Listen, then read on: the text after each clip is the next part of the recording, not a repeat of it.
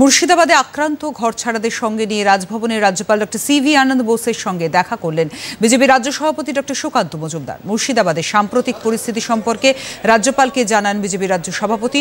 রাজ্যপাল ঘরছাড়া পরিবারের সদস্যদের সঙ্গে কথা বলেন।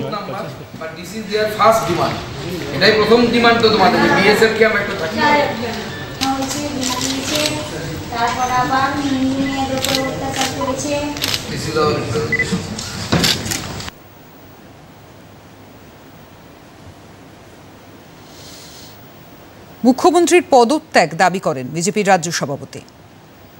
সংবিধানের নামে শপথ নিয়ে মাননীয় মুখ্যমন্ত্রী সংবিধানকে পুরো ভায়োলেট করেছে। ওনার সাংবিধানিক অধিকার নেই ওই পদে বসে থাকার।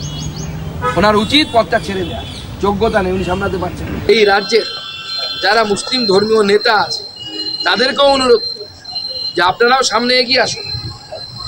এই যে ইসলামের নামে যারা এদের উপর অত্যাচার করছে, যারা বলছে এদেরকে কনভার্ট হতে, যারা বলছে এদেরকে শাখা সিঁদুর ভেঙে ফেলতে, এটা কি প্রকৃত ইসলাম না প্রকৃত ইসলাম না? It is your duty to clarify.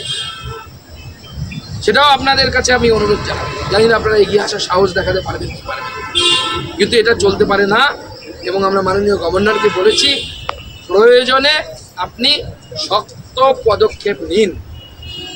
সেটা সংবিধান কি পারমিট করবে সেটা মাননীয় গভর্নর সাহেব এবং অবভিয়াসলি অ্যাডমিনিস্ট্রেশনের ব্যাপার। কিন্তু মাননীয় গভর্নর সাহেব যেতে রাজি হয়েছেন, সেই জন্য আমি তাকে ধন্যবাদ জানাই।